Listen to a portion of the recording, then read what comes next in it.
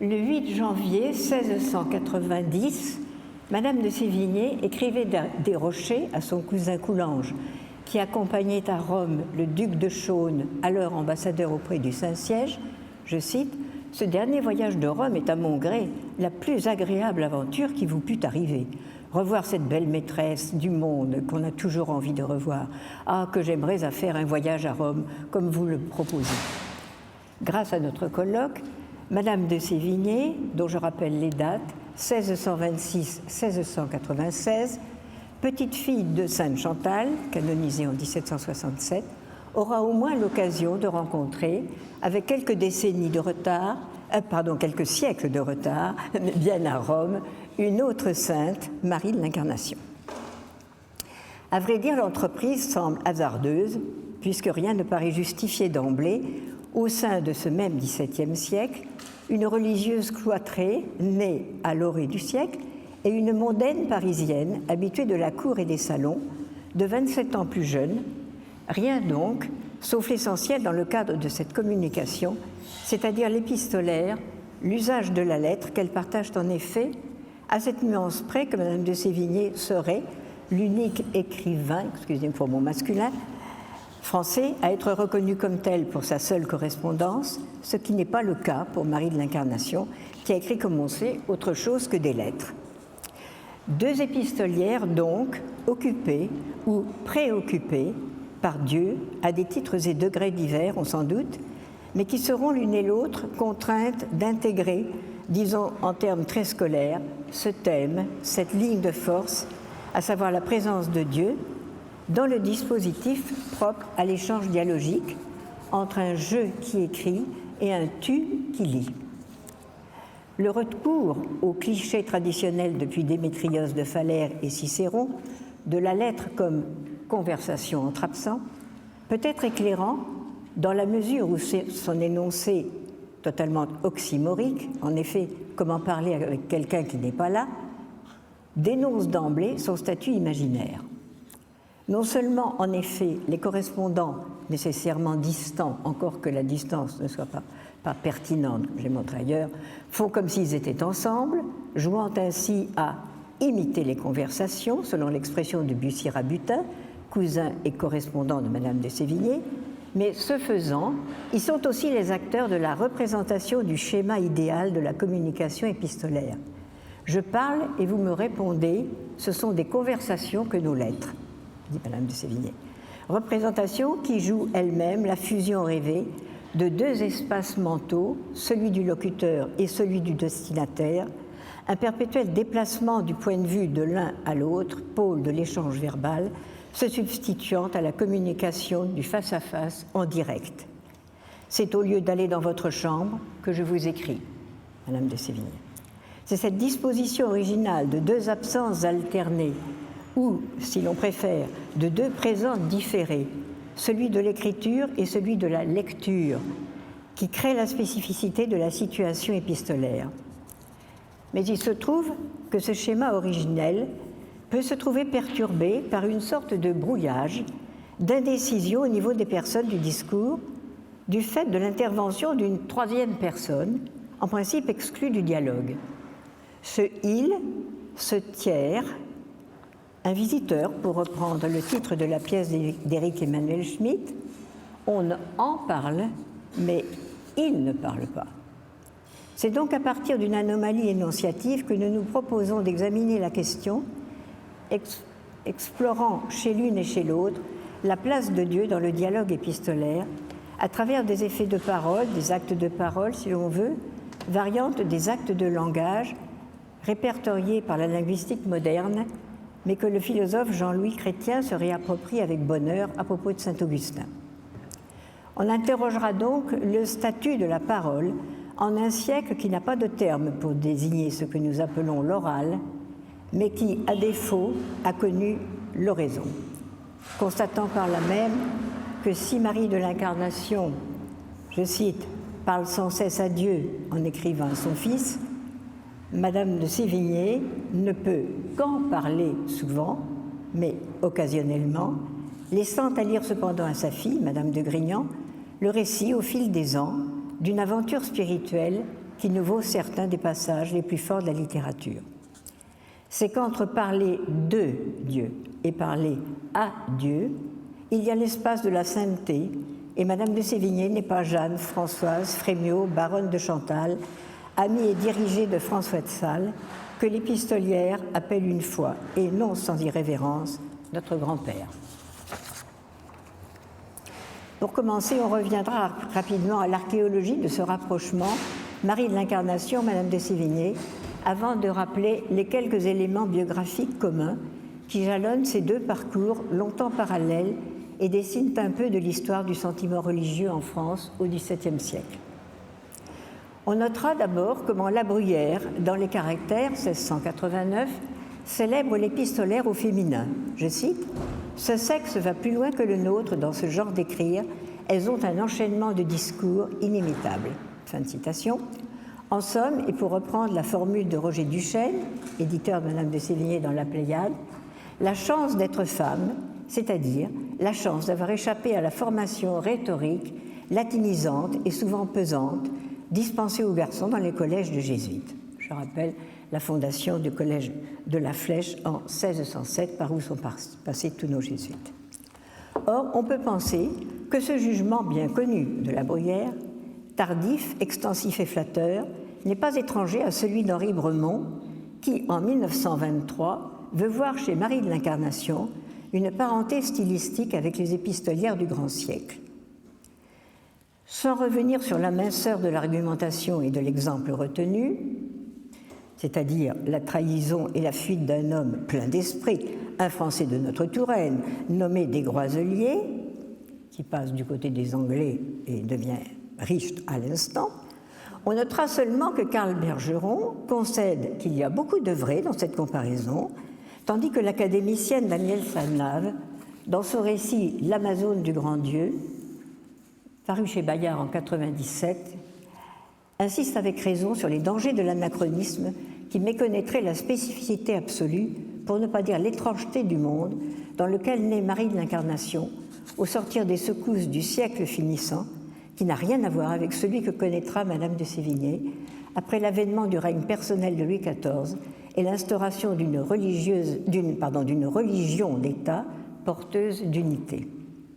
Quant à la langue de Marie de l'Incarnation, elle est celle de son époque, préclassique si l'on veut, qu'elle, je cite Danielle Salnave, manie avec une force âpre et majestueuse, une syntaxe parfois lourde, mais propre à l'analyse des mouvements intérieurs les plus nouveaux.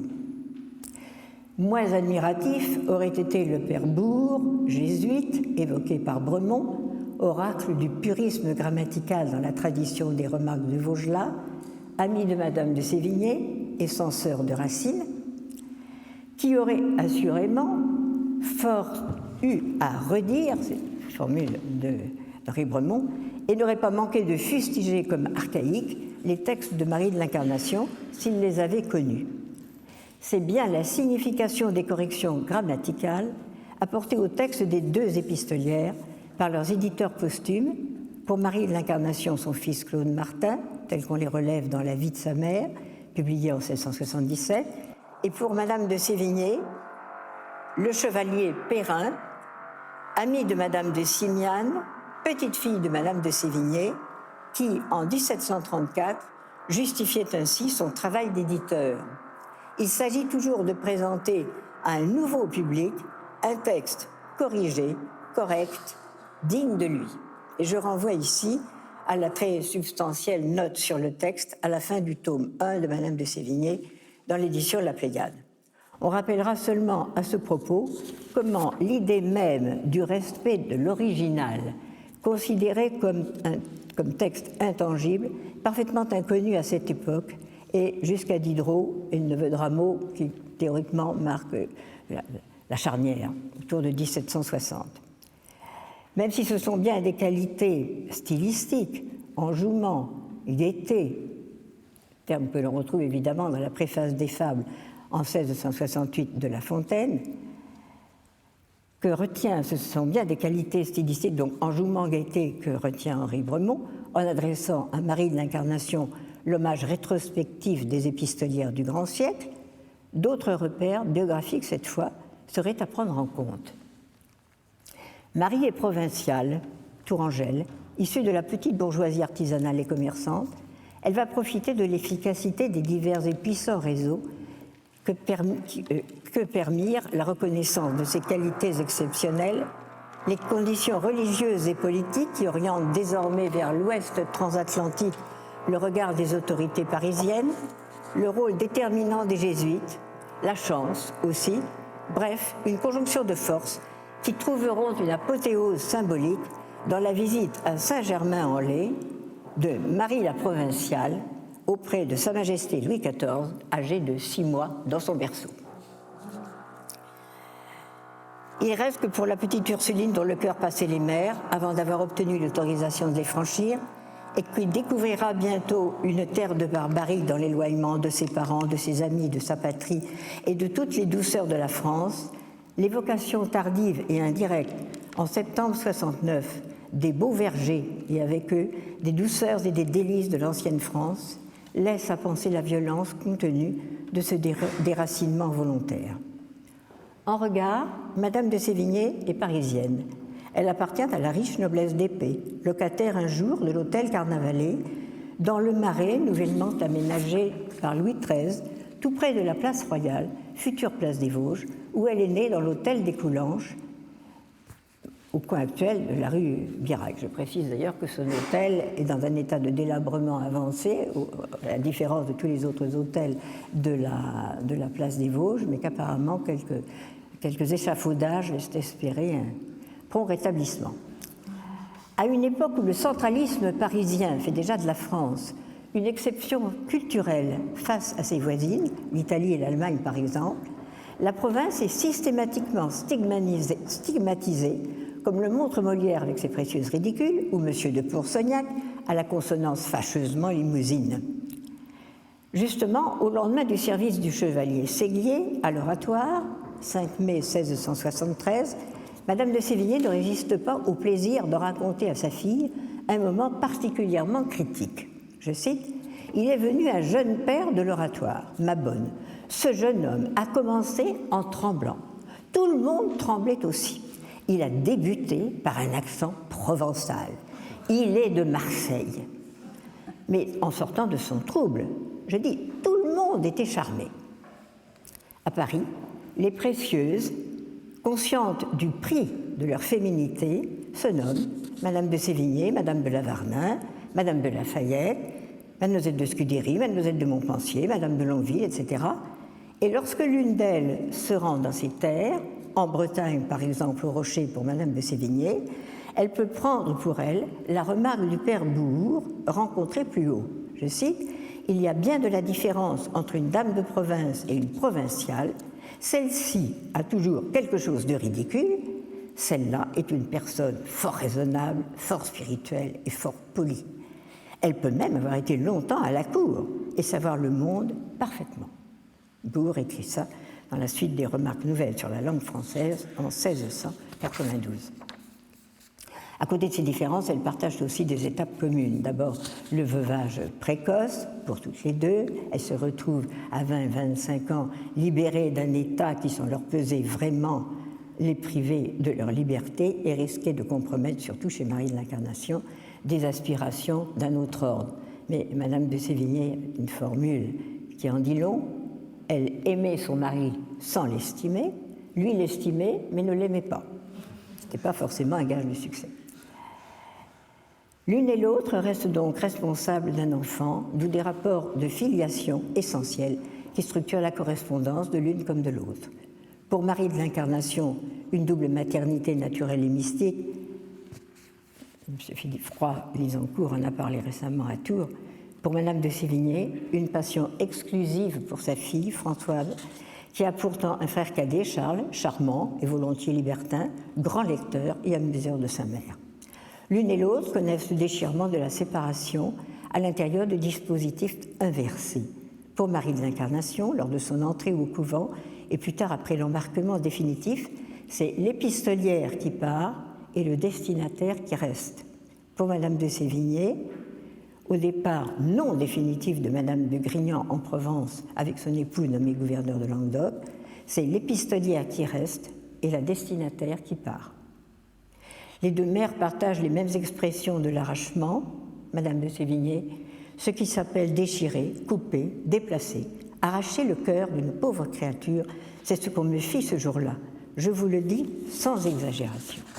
Expression exacerbée chez Madame de Sévigné, qui en souligne elle-même le réalisme pathétique et macabre, dont Marie de l'Incarnation avait donné auparavant une formulation plus spirituelle, mais non moins violente. Je cite, « En vous quittant, il me semblait qu'on me sépara l'âme du corps », sans circonflexité bien sûr, avec des douleurs extrêmes.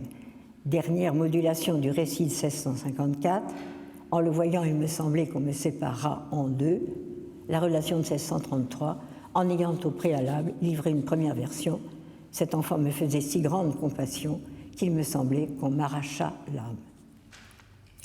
Dans ces réécritures conjointes et topiques du même thème iconographique et musical du Mater Dolorosa, qu'on retrouvera sans surprise dans l'expression galante de la religieuse portugaise, roman épistolaire de 1669, bien connu de Madame de Sévigné, peut se lire paradoxalement le dernier point de convergence de leurs parcours respectifs et le premier du divorce définitif qu'amorce ici leur nécessaire et tardive entrée en écriture épistolaire compensatrice de l'absence et du vide. Elles ont toutes les deux 40 et 45 ans. En effet, la mise en regard des lettres inaugurales qui ouvrent l'absence chez Marie de l'Incarnation et Madame de Sévigné met en évidence deux appréciations opposées de la rupture qui survient dans leur vie. Pour Marie de l'Incarnation, ce sont des actions de grâce. Je cite, « C'est à cette heure que les paroles me manquent pour exprimer les nouvelles miséricordes de la divine providence. L'on me dit tout de bon qu'il faut partir, je suis consolée de ce qu'il me faut prendre la route. » Consoler, consolation, souvent associée au bonheur et à la joie, synonyme de ce mot, à l'acception originellement et axiologiquement positive, telle est bien en effet la joie de partir, se séparer, achever le sevrage définitif de l'enfant, bientôt couper le dernier cordon avec le cordage du vaisseau en partance, vivre enfin ce départ qui annonce à la fois, d'un côté, l'ouverture d'un imaginaire océanique et apostolique pour celles qui se sentent assez de cœur pour voler avec les aigles du roi des saints, de l'autre côté, l'ouverture d'une correspondance brassée au bruit de tous les infinis, dans les limites de l'extrême épistolaire, aux confins de la terre et de l'âme, sub specie aeternitatis, sans retrouvailles escomptées pour les deux partenaires de l'échange, autre que dans le sein de Dieu. 4 décennies plus tard, le même mot « consolation » aura pris son acception moderne, résolument dysphorique, puisqu'associée à la perte et au deuil, celle que retient naturellement Madame de Sévigné. Adieu, ma chère enfant, l'unique passion de mon cœur, le plaisir et la douleur de ma vie, aimez-moi toujours, c'est la seule chose qui me peut donner de la consolation. L'amour, ou plutôt l'expression de l'amour par les lettres, qui persuade de la vérité de toutes les vérités que je souhaite le plus sans exception, les lettres, je n'en ai reçu que 3 de ces aimables lettres. Ainsi donc, après la célèbre dénégation inaugurale qui semble condamner Madame de Sévigné au silence, je cite, « Ma douleur serait bien médiocre si je pouvais vous la dépeindre, je ne l'entreprendrai pas aussi », qui commence la correspondance pendant 30 ans, l'épistolière invite sa correspondante à entretenir avec sa mère un échange passionné, propre à assurer une réciprocité tant affective que littéraire, en lui offrant l'hommage prototypique et rassurant qu'elle veut donner d'elle-même. Je cite, « Il faut qu'il y ait une Madame de Sévigné qui aime sa fille plus que toutes les autres mères et que les douleurs les plus sensibles qu'elle ait dans cette vie lui soient causées par sa chère fille. » Propre aussi à l'enfermer dans ce que les dévots appellent une pensée habituelle, c'est ce qu'il faudrait avoir pour Dieu si l'on faisait son devoir. Je cite, « Vous me demandez si je suis dévote, ma bonne. Hélas, non, dont je suis très fâchée. Mais pour l'heure, il faut laisser libre cours à la douleur dans l'espace clos de l'univers domestique. » Je cite, « Toute votre chambre me tue, j'y ai fait mettre un paravent tout au milieu pour rompre un peu la vue d'une fenêtre sur ce degré, c'est-à-dire l'escalier, où je vous vis monter dans le carrosse. » Retour sur la scène primitive, comme l'écrit du Rendez-moi ma mère chez Marie de l'Incarnation. Ainsi donc, à l'ouverture que promettait à Marie de l'Incarnation le départ pour la Nouvelle-France, répond ici pour Madame de Sévigné le repli sur soi et bientôt le questionnement de son intériorité. À l'approche de la Semaine Sainte, cette chrétienne pratiquante et soumise, qui n'a pu jusque-là que sangloter sans penser à Dieu dans les couvents familiers de la rue Saint-Antoine, éprouve maintenant le besoin d'une retraite à Livry, l'abbaye de son oncle, près de Paris. Je cite, « Je veux y prier Dieu, y faire 1000 réflexions. » Mais cette volonté affichée d'un changement n'empêche pas l'appréhension de l'échec.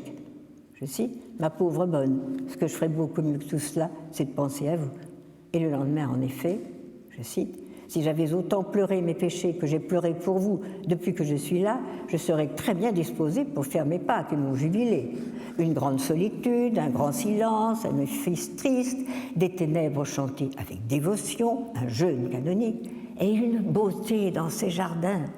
Hélas, que je vous y ai souhaité. Je m'en retourne à Paris, je veux aller demain à la passion du père Bourdelou et du père Mascaron, j'ai toujours honoré les belles passions. La mondaine reparaît avant l'acte de contrition. J'ai cherché de la consolation à vous parler. Ah, ma bonne, que cela est faible et misérable. Mais bientôt, une visite à Arnaud d'Andilly, son ami de Port-Royal, va semer une salutaire inquiétude. Je cite, « Il me dit que j'étais folle de ne pas songer à me convertir, que j'étais une jolie païenne, que je faisais de vous une idole dans mon cœur, que cette sorte d'idolâtrie était aussi dangereuse qu'une autre, qu'enfin je songeasse à moi. » Se convertir, ou plutôt se reconvertir d'une conversion seconde, plus efficace que la première face à la douleur, consentir à ce que Laurent Thirouin appelait récemment les continuels commencements de la conversion, autrement dit les diverses étapes du cheminement spirituel qui mènera Madame de Sévigné du conflit intérieur à l'apaisement final, c'est ce que je vais voir maintenant. Elle-même a parfaitement exposé le problème. Je cite, « Dieu me fasse la grâce de l'aimer encore plus que vous. » Voilà de quoi il est question. Mais, je cite, « Cette petite circonstance d'un cœur que l'on ôte au Créateur pour le donner à la créature me donne quelquefois de grandes agitations. Un peu de dévotion et d'amour de Dieu mettrait ce calme dans mon âme. » Une question à distance, vous me demandez si j'aime toujours bien la vie, provoquera en réponse une prise de conscience libératrice, agitée et dramatique par le mouvement, tragique par l'enjeu, vaste paraphrase du Dies Irae qu'il inspire et qui suscita jadis l'admiration d'André Gide. Cela est d'un tour inégalable. Donc je vais quand même vous lire ce Dies Irae. Vous me demandez, ma chère enfant, si j'aime toujours bien la vie. Je vous avoue que j'y trouve des chagrins cuisants, mais je suis encore plus dégoûtée de la mort. Je me trouve si malheureuse d'avoir à finir tout ça par elle que si je pouvais retourner en arrière, je ne demanderais pas mieux. Je suis embarquée dans la vie sans mon consentement. Il faut que j'en sorte. C'est là ma somme. Et comment en sortirai-je? Par où? Par quelle porte? Quand sera-ce? En quelle disposition? Souffrirai-je 1000 et 1000 douleurs qui me feront mourir désespérée? Aurais-je un transport au cerveau? Mourrais-je d'un accident? Comment serais-je avec Dieu? Qu'aurais-je à lui présenter? La crainte, la nécessité feront-elles mon retour vers lui? N'aurais-je aucun autre sentiment que celui de la peur?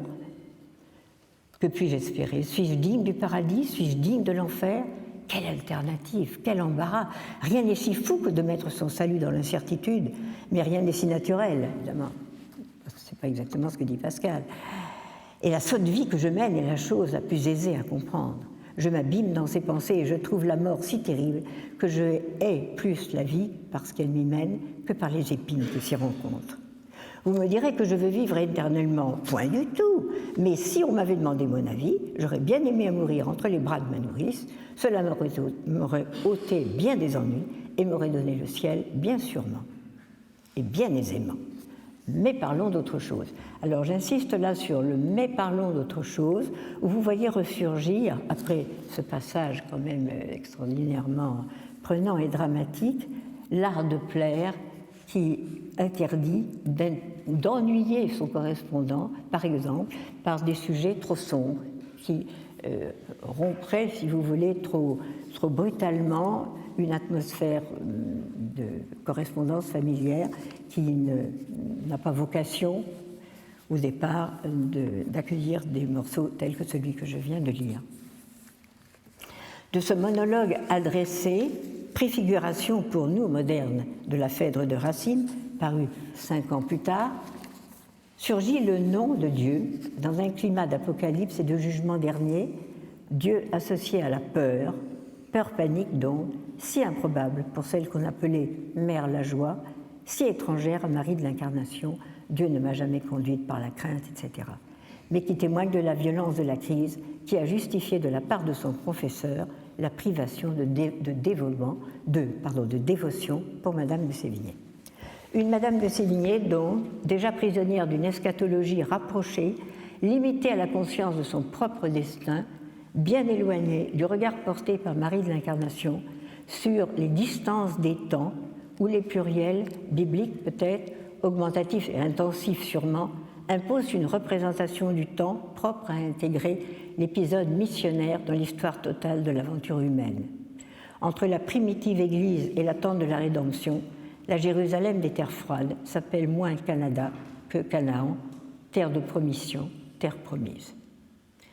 En attendant, pour Madame de Sévigné, dotée jusque-là d'une triomphante santé, la maladie, la découverte de sa mortalité et l'appréhension de devoir un jour passer dans la barque comme les autres vont lui permettre d'accomplir des progrès décisifs au pays du détachement. Dans un premier temps, cependant, l'élégie du regret « Je me plains de passer ma vie sans vous » emprunte insensiblement le ton de Pascal, sans pour autant en adopter les conclusions. Je cite « Il semble qu'on en ait une autre de vie, où l'on se réserve de se voir et de jouir de sa tendresse. » Il rappelle l'éternité pour se voir et se conjouir en lui, Marie de l'Incarnation. Et cependant, poursuit Madame de Sévigné, c'est notre sûr, notre tout que nous dissipons, et l'on trouve la mort. Paris, provisoirement perdu donc, mais qui bientôt fera place à la soumission et à la reconnaissance d'une toute-puissance de la volonté divine à laquelle nous devons nous soumettre. Je cite, « Cela est amer, mais nous ne sommes pas les plus forts. » Plus loin, je m'en vais prier Dieu pour qu'il me donne son Saint-Esprit, car je ne me charge guère de demander en détail. Fiat voluntas tua, sic et in cielo et in terra. Devrait-on dire autre chose à Dieu ? Quelques années plus tard, après un long séjour au Rocher consacré à la lecture des livres de ses amis de Port-Royal, elle repose la question à partir de son propre cas. Dieu est tout-puissant et fait tout ce qu'il veut, j'entends. Je comprends, j'entends bien. Il veut notre cœur, nous ne voulons pas lui donner, voilà le mystère.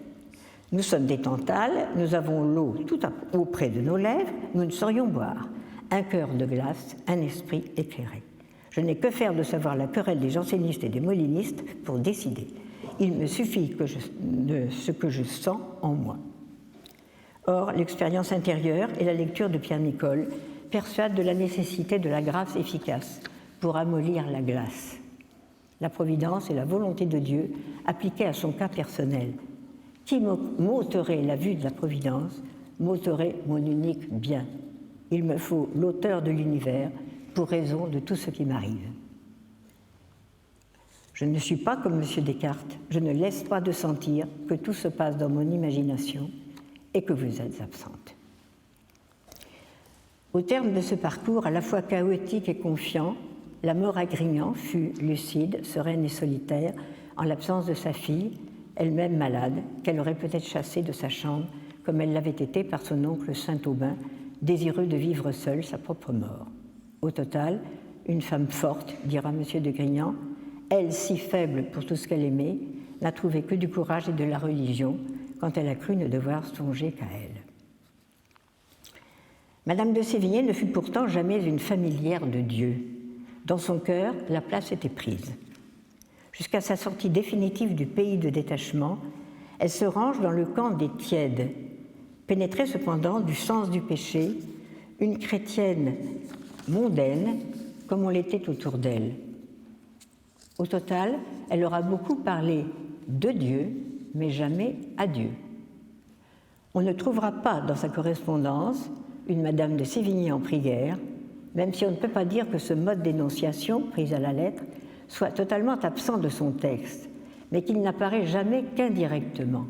Il s'agit toujours d'un récit de prière, d'un commentaire de prière, en dépit des apparences. Mon Dieu, faites-moi la grâce de n'aimer que les biens que les temps amènent et qu'on ne peut ôter. Survient après l'évocation de souvenirs de prières enfantines, elle-même suggérée par une nouvelle traduction proposée par Madame de Grignan avant celle de sa mère. Voici donc la mienne présentement, sorte d'auto-citation au terme d'une joute familière plus verbale que dévote.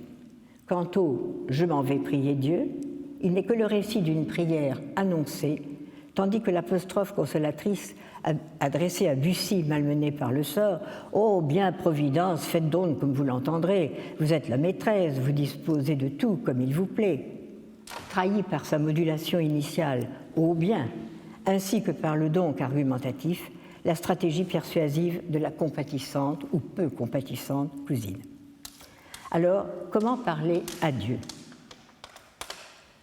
Don Claude Martin rappelle dans ses maximes sur la prière que, je cite, « Dieu n'est point de l'humeur des rois, ni des gens du monde, qu'on ne peut aborder qu'avec peine.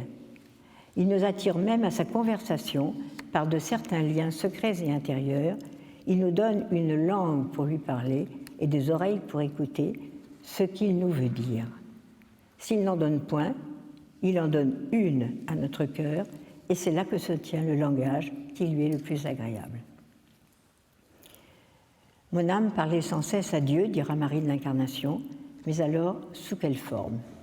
Quelle place pour ce nouvel interlocuteur, un « il » devenu « tu », et quelle place alors pour le destinataire premier, le « tu » de l'échange épistolaire ? Dans un article stimulant de Judith Scribnay, aimablement signalé par Don Barbeau, la question est posée en termes de lecture, soit le lecteur extérieur, nous par exemple, soit le destinataire de la lettre, qui assiste en quelque sorte à un dialogue Marie de l'Incarnation-Dieu, dont lui-même est à la fois le spectateur et le lecteur imprévu. Ou bien Dieu et Marie se livrent à un dialogue englobant le dialogue épistolaire initial entre la mère et le fils, sorte de base continue souffrant l'interruption et la reprise, dont la lettre 195 offre un bon exemple, je cite, « Vous me demandez quelques pratiques de mes dévotions particulières, j'en ai une que Dieu m'a inspirée, c'est au suradorable Verbe incarné.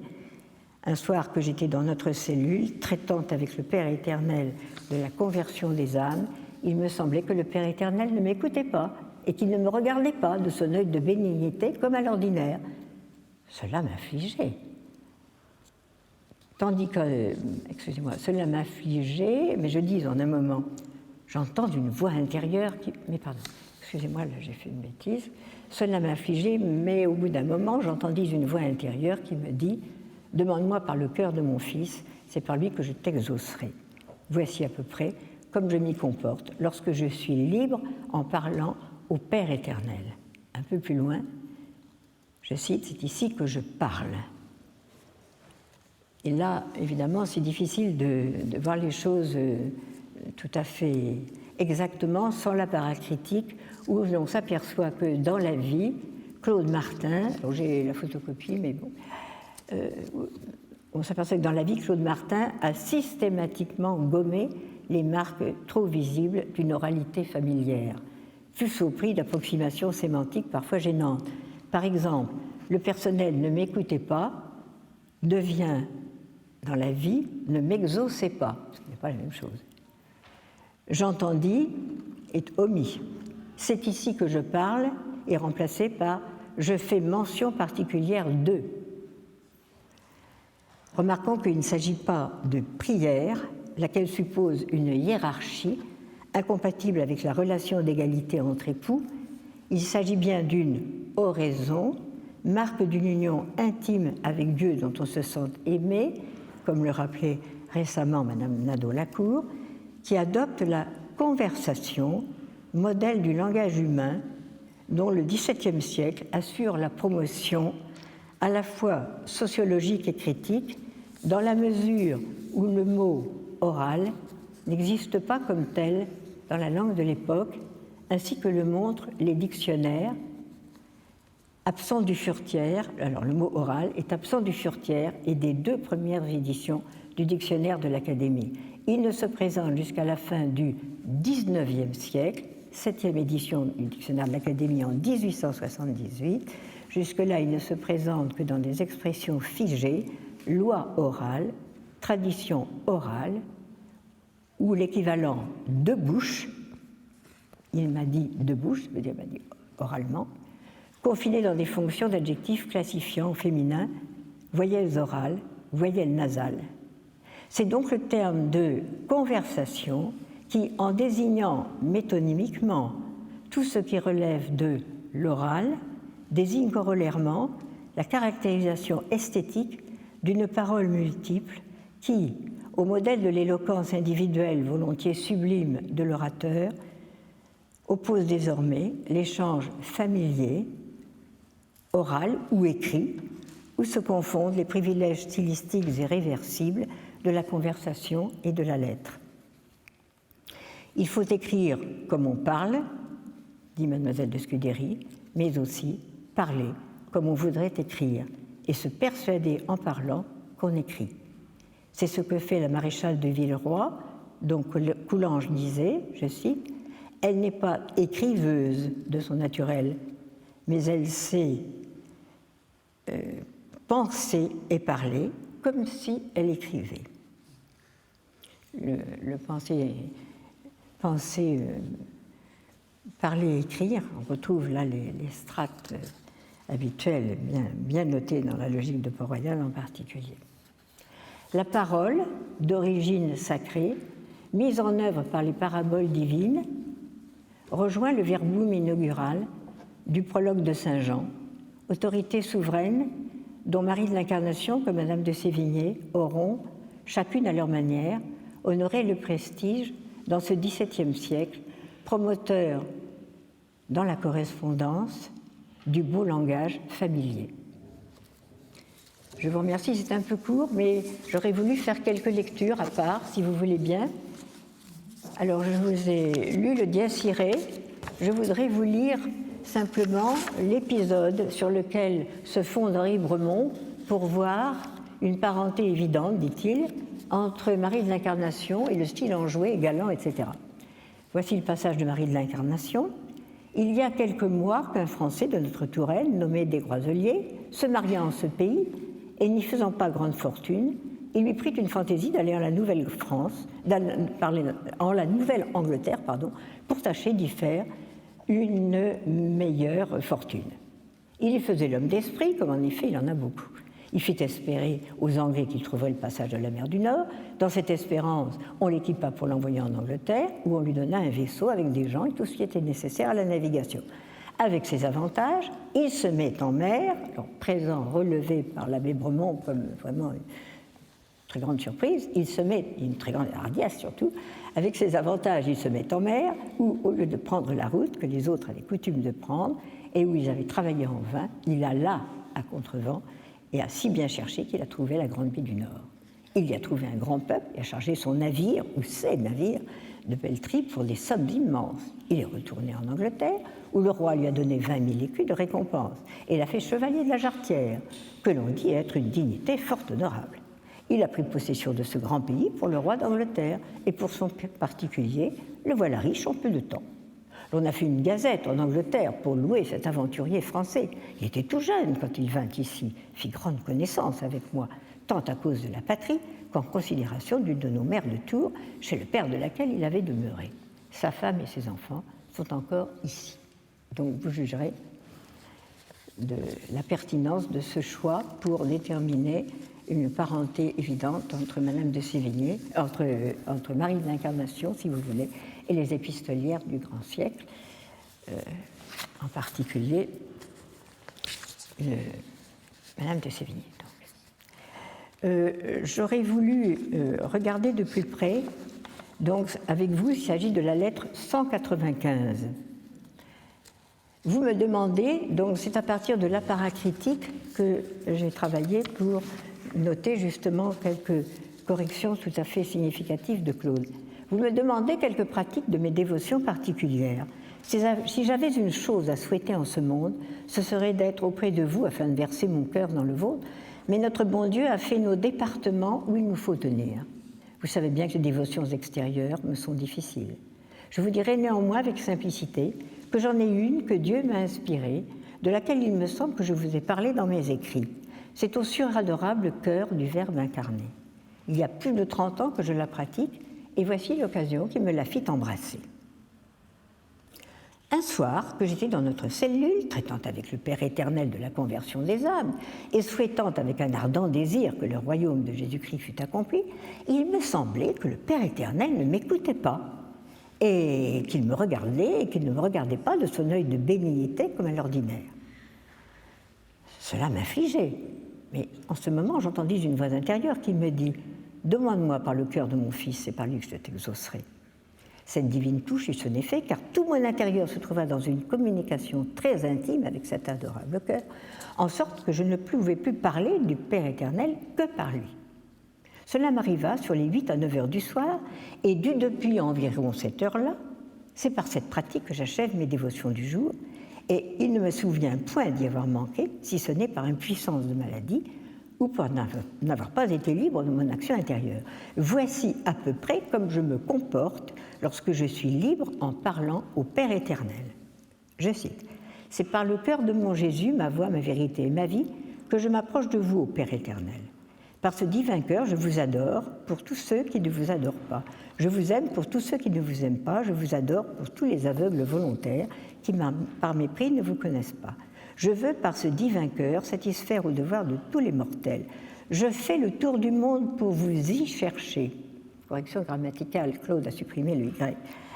Pour y chercher toutes les âmes rachetées du sang très précieux de mon divin époux.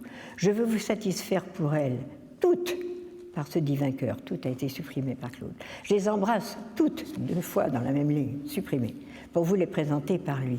Je vous demande leur conversion. Voulez-vous souffrir qu'elles ne connaissent pas mon Jésus? Permettrez-vous qu'elles ne vivent pas en celui qui est mort pour tous?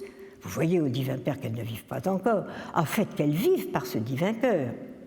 C'est ici que je parle de cette nouvelle Église et que j'en représente à Dieu toutes les nécessités. Puis j'ajoute, sur cet adorable cœur, je vous présente tous les ouvriers de l'Évangile, etc. Et donc, si vous regardez l'apparat critique, eh bien, vous vous rendrez compte que, par exemple, écouter a été remplacé par exaucer, j'entendis a été purement et simplement supprimé, permettrez-vous a été purement et simplement supprimé, je lui demande est remplacé par je fais mention particulière de, etc.